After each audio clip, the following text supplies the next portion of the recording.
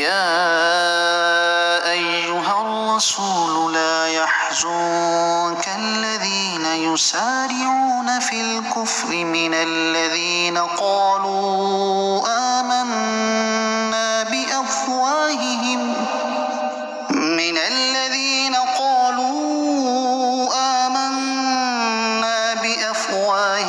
ولم تؤمن قلوبهم ومن الذين هادوا سماعون للكذب سماعون لقوم آخرين لم يأتوك يحرفون الكلم من بعد مواضعه يقولون إن أوتيتم هذا فخذوه وإن لم تؤتوه فاحذروا ومن يرد الله فتنته فلن تملك له من الله شيئا أولئك الذين لم يرد الله أن يطهر قلوبهم لهم في الدنيا خزي ولهم في الآخرة عذاب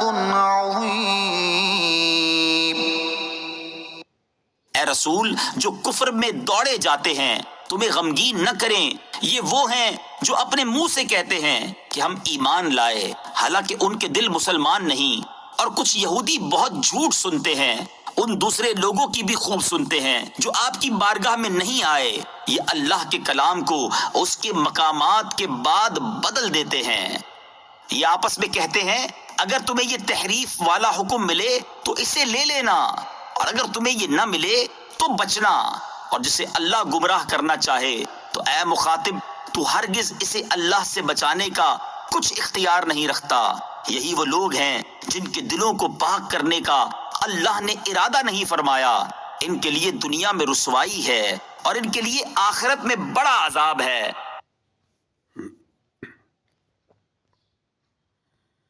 یہاں سے منافقین کی حرکتوں کا بیان ہے۔ سب سے پہلے اللہ تعالیٰ نے اپنے حبیب صلی اللہ تعالیٰ علیہ وآلہ وسلم کو یا ایھا الرسول کے مبارک خطاب سے عزت عطا فرمائی، اور حضور اقدس صلی اللہ تعالیٰ علیہ وآلہ وسلم کی تسکین قلب کا سامان مہیا فرمایا کہ اے حبیب صلی اللہ تعالیٰ علیہ وآلہ وسلم، میں آپ کا ناصر معین یعنی مددگار ہوں۔ منافقین کے کفر میں جلدی کرنے یعنی ان کے کفر ظاہر کرنے اور کفار کے ساتھ دوستیاں کر لینے سے آپ رنجیدہ نہ ہوں۔ پھر منافقین کی منافقت کا بیان فرمایا کہ صرف زبان سے کلمہ پڑھتے ہیں اور دل سے ایمان نہیں لاتے۔ وَمِنَ الَّذِينَ هَادُوا سَمَّاعُونَ لِلْكَذِبِ، اور کچھ یہودی بہت جھوٹ سنتے ہیں۔ یہاں سے یہودیوں کا کردار بیان کیا گیا ہے کہ وہ اپنے سرداروں کا جھوٹ خوب سنتے ہیں اور ان کی افتراؤں کو قبول کرتے ہیں، اور اس کے ساتھ دوسرے لوگوں یعنی خیبر کے یہودیوں کی باتوں کو بھی خوب مانتے ہیں، جن کے حالات آیت میں آگے بیان ہو رہے ہیں۔ یحرفون الکلم من بعد مواضعہ، یہ اللہ کے کلام کو اس کے مقامات کے بعد بدل دیتے ہیں۔ اس آیت کا شان نزول یہ ہے کہ خیبر کے معزز شمار کیے جانے والے یہودیوں میں سے ایک شادی شدہ مرد اور شادی شدہ عورت نے زنا کیا، اس کی سزا تو ریت میں سنگسار کرنا تھی، یہ انہیں گوارا نہ تھا، اس لیے انہوں نے چاہا کہ اس مقدمے کا فیصلہ سرکار دو عالم صلی اللہ تعالیٰ علیہ وآلہ وسلم سے کرائیں۔ چنانچہ ان دونوں مجرموں کو ایک جماعت کے ساتھ مدینہ طیبہ بھیجا اور ساتھ ہی کہہ دیا کہ اگر حضور اقدس صلی اللہ تعالیٰ علیہ وآلہ وسلم حد یعنی کوڑے مارنے کا حکم دے تو مان لینا، اور سنگسار کرنے کا حکم دے تو نہ ماننا۔ وہ لوگ بنو قریظہ اور بنو نذیر کے یہودیوں کے پاس آئے اور سمجھے کہ یہ حضور اکرم صلی اللہ تعالیٰ علیہ وآلہ وسلم کے ہم وطن ہیں، اور ان کے ساتھ آپ صلی اللہ تعالیٰ علیہ وآلہ وسلم کی صلح بھی ہے، لہٰذا ان کی سفارش سے کام بن جائے گا۔ چنانچہ یہودی سرداروں میں سے کعب بن اشرف، کعب بن اسد، سعید بن عامر، مالک بن سیف اور کنانہ بن ابی الحقیق وغیرہ انہیں لے کر تاجدار رسالت صلی اللہ تعالیٰ علیہ وآلہ وسلم کی خدمت میں حاضر ہوئے اور مسئلہ دریافت کیا۔ حضور پر نور صلی اللہ تعالیٰ علیہ وآلہ وسلم نے فرمایا، کیا میرا فیصلہ مانو گے؟ انہوں نے اقرار کیا۔ رسول اللہ صلی اللہ تعالیٰ علیہ وآلہ وسلم نے رجم یعنی سنگسار کرنے کا حکم دے دیا۔ یہودیوں نے اس حکم کو ماننے سے انکار کیا تو حضور انور صلی اللہ تعالیٰ علیہ وآلہ وسلم نے فرمایا کہ تم میں ایک نوجوان ابن سوریہ ہے، کیا تم اس کو جانتے ہو؟ کہنے لگے ہاں۔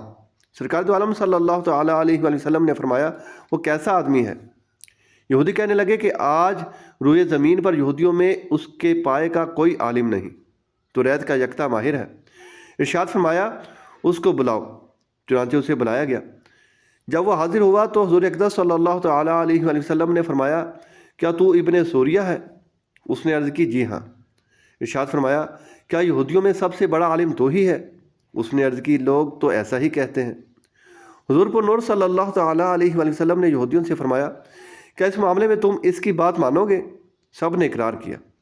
تب سرکار رسالہ صلی اللہ تعالیٰ علیہ وآلہ وسلم نے ابن سوریہ سے فرمایا میں تجھے اس اللہ عز و جل کی قسم دیتا ہوں جس کے سوا کوئی معبود نہیں، جس نے حضرت موسیٰ علیہ السلام پر توریت نازل فرمائی اور تم لوگوں کو مصر سے نکالا اور تمہارے لیے دریا میں راہیں بنائیں اور تمہیں نجات دی، فرعونیوں کو غرق کیا اور تمہارے لیے بادل کو صاحبان بنایا، من و سلوہ نازل فرمایا اور اپنی کتاب نازل فرمائی جس میں حلال و حرام کا بیان ہے۔ کیا تمہاری کتاب میں شادی شدہ مرد و عورت کے لیے سنسار کرنے کا حکم ہے؟ ابن سوریہ نے عرض کی بے شک یہ حکم توریت میں ہے۔ اسی کی قسم جس کا آپ صلی اللہ تعالیٰ علیہ وآلہ وسلم نے مجھ سے ذکر کیا، اگر مجھے عذاب نازل ہونے کا اندیشہ نہ ہوتا تو میں اقرار نہ کرتا اور جھوٹ بول دیتا، مگر یہ فرمائیے کہ آپ صلی اللہ تعالیٰ علیہ وآلہ وسلم کی کتاب میں اس کا کیا حکم ہے؟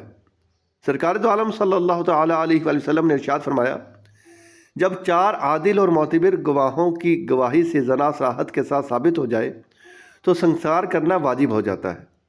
ابن سوریہ نے عرض کی خدا کی قسم بالکل ایسا ہی توریت میں ہے۔ پھر حضور پر نور صلی اللہ تعالیٰ علیہ وآلہ وسلم نے ابن سوریہ سے دریافت فرمایا کہ حکم الہی میں تبدیلی کس طرح واقع ہوئی؟ اس نے عرض کیا کہ ہمارا دستور یہ تھا کہ ہم کسی امیر کو پکڑتے تو چھوڑ دیتے اور غریب آدمی پر حد قائم کرتے۔ اس طرز عمل سے عمرہ میں زنا کی بہت کثرت ہو گئی، یہاں تک کہ ایک مرتبہ بادشاہ کے چچا زاد بھائی نے زنا کیا تو ہم نے اس کو سنسار نہ کیا۔ پھر ایک دوسرے شخص نے اپنی قوم کی عورت سے زنا کیا تو بادشاہ نے اس کو سنسار کرنا چاہا۔ اس کی قوم اٹھ کھڑی ہوئی اور انہوں نے کہا جب تک بادشاہ کے بھائی کو سنسار نہ کیا جائے اس وقت تک اس کو ہرگز سنسار نہ کیا جائے گا۔ تب ہم نے جمع ہو کر غریب اور امیر سب کے لیے بجائے سنسار کرنے کے یہ سزا نکالی کہ 40 کوڑے مارے جائیں اور منہ کالا کر کے گدھے پر الٹا بٹھا کر شہر میں گشت کرایا جائے۔ یہ سن کر یہودی بہت بگڑے اور ابن سوریہ سے کہنے لگے تو نے انہیں یعنی نبی کریم صلی اللہ تعالیٰ علیہ وسلم کو بڑی جلدی خبر دے دی اور ہم نے جتنی تیری تعریف کی تھی تو اس کا مستحق نہیں۔ ابن سوریہ نے کہا کہ حضور اقدس صلی اللہ تعالیٰ علیہ وسلم نے مجھے توریت کی قسم دلائی، اگر مجھے عذاب کے نازل ہونے کا اندیشہ نہ ہوتا تو میں آپ صلی اللہ تعالیٰ علیہ وسلم کو خبر نہ دیتا۔ اس کے بعد رسول کریم صلی اللہ تعالیٰ علیہ وسلم کے حکم سے ان دونوں زناکاروں کو سنسار کیا گیا اور یہ آیت کریمہ نازل ہوئی۔